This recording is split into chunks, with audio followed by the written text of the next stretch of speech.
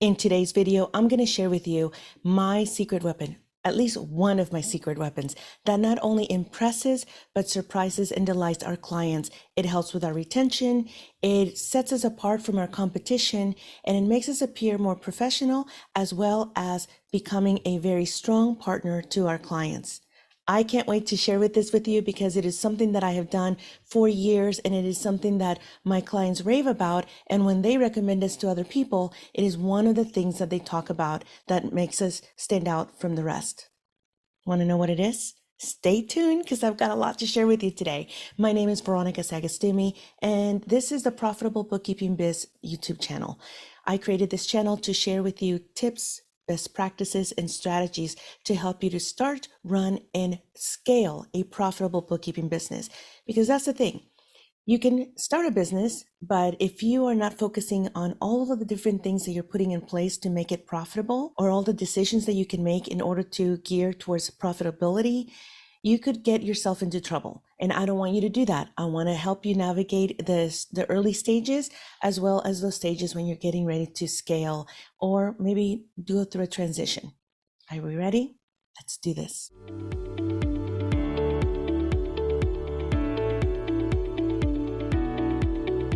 Let's get back to today's topic. This is something that I did from the early days when I first got started as a consultant, as an independent contractor.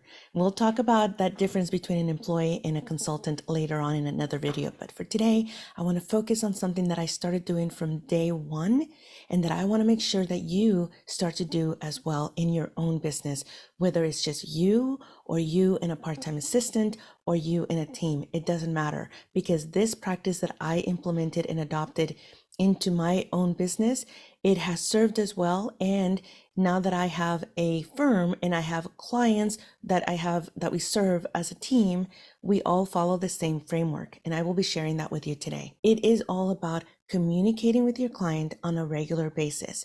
You can call this a standing check-in, but what I want to make sure that you do is, in the early stages when you're negotiating and setting boundaries with your service agreement, and you're talking about things like preferred method of communication, that is something that we include in our service agreement. We want to make sure, with all of the different technology that's available to you, whether it's the Slack channel, chat, texting, email, voicemail, phone, whatever it is, you want to make sure that you discuss that with your clients, because some of your clients will have different preferred methods of communication. But it starts with you setting that boundary and setting that expectation. What is the primary preferred method?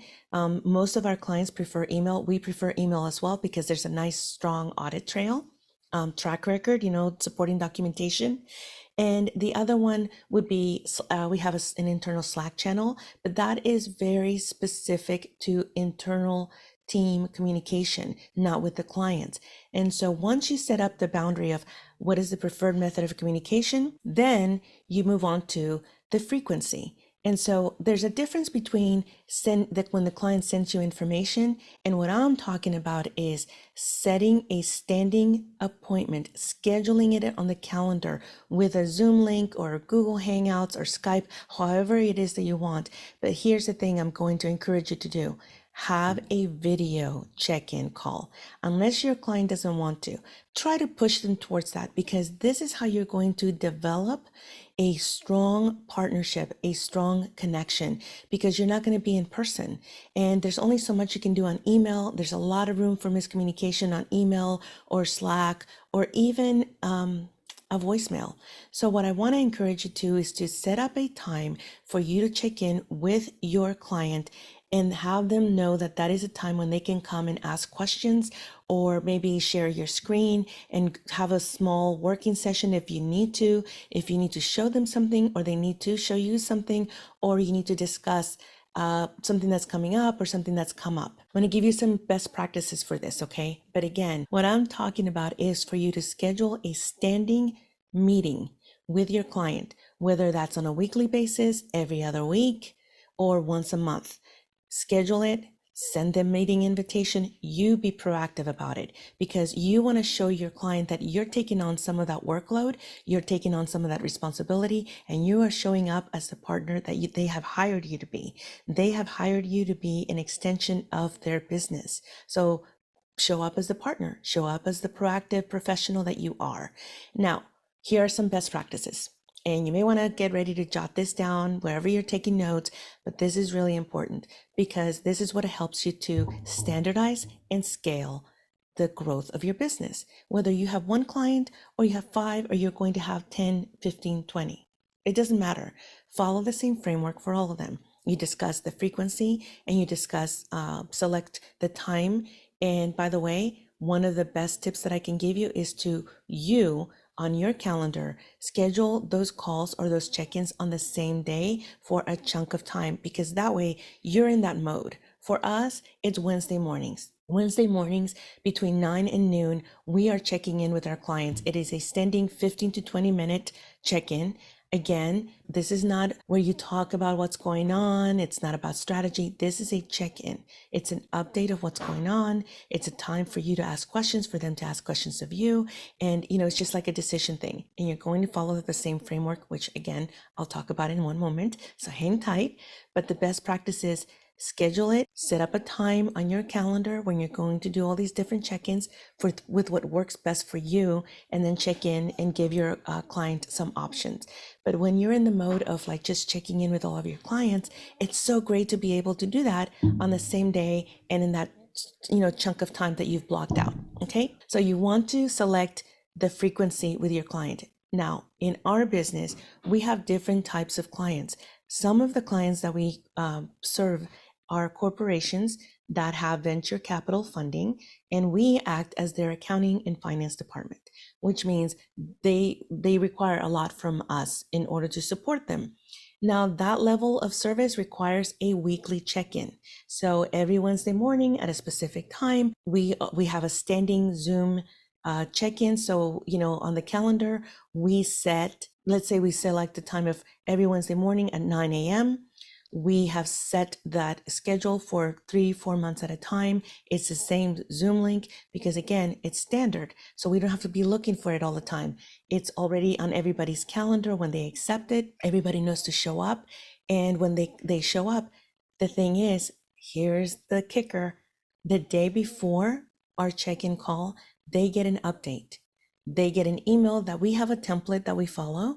We schedule that email by no later than 3 p.m. So they already know, the business owner or whoever shows up to that meeting, they already know that they're going to be receiving an update via email the day before the meeting that allows them to review what's been going on. It is an opportunity for us to let them know, hey, here's what's happened in different areas. So we'll cover things like cash, accounts receivable, accounts payable, payroll, human resources, general corporate matters. Like, for example, if we are renewing a policy, an insurance policy, we offer benefits, health benefits, and maybe it's a renewal season, so we have to ask them some questions. So they get this update the day before. Sometimes there's not much to let them know, but that's okay. Even that provides your clients peace of mind. You let them know with that update, you let them know, I'm on top of things, nothing for you to worry about. Here are some things that you should know. It's just for your information only. We've got it covered. And by the way, here's some questions that we may need your input that we can discuss during our call tomorrow. It is so powerful to be able to do that. It is so important for you to show up as the professional, the partner, the one that is taking that workload, that all those things that they need to be thinking about, and you're letting them know, I got it. I got you. You can count on me. I'm accountable. I'm reliable. I follow up. I follow through. I'm keeping an eye on your business. This is what you're paying me for. And do you see that just by that simple act of preparing an update, it's always the same framework.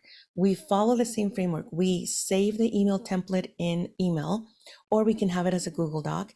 And because we check in with each other in the business, we are checking in. Our team meetings are on Tuesday mornings.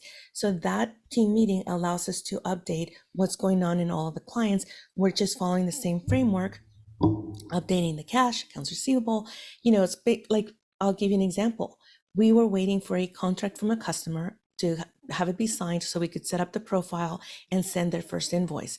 Well, we didn't get the contract. And so that was on the agenda, on the update, and asking the question, hey, we were waiting for that one customer contract. It never came in. Is there anything that we need to know? Is it still coming? And again, they know we're not asking that in the email. This is part of the update and we can discuss it during our check-in call. The frequency is up to you and your client. Some clients, we only check in every 2 weeks. The check-ins are 15-20 minutes at most because the update is more informational and it is an opportunity to ask questions and discuss some things that need to be discussed. And then off you go and talk to you next week. That's it. That secret weapon of just being proactive in communicating, following the same framework, it allows us to know that that is exactly what we're doing for all of our clients. We know that we schedule a call. It's the same Zoom link. Each client has its own Zoom link. If you have Zoom or Skype or Google, you can have the same link for all of them. So that way on their calendar, they just click it. And by the way, here's another thing that we do.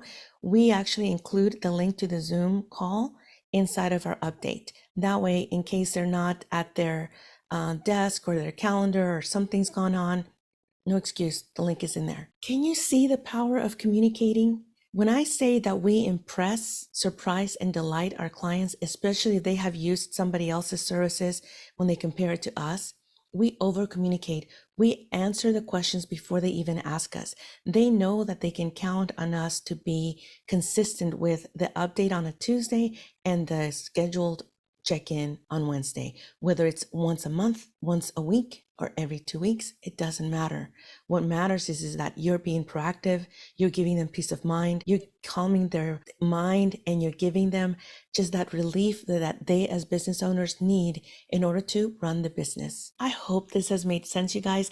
I mean, it works for us. It has worked for us for years. And I have to tell you, it is one of the things that sets us apart from so many other people who have their own bookkeeping and accounting and finance businesses. I get that feedback all the time. And it's like, gosh, we really look forward to our check-ins with you because we know it's going to be a good discussion, or it's a great time that we know we can count on and come prepared to discuss certain things. And as things come up throughout the week, the client's thinking, oh, shoot, I need to ask. Instead, they know, hey, let me just wait because I'm going to see Veronica, or I'm going to see that team member on the regularly scheduled time. Once in a blue moon, yes, there's other emails and other Slacks and other texts and other calls, but it's rare because once you set the tone, you set that boundary, you set that expectation, it works.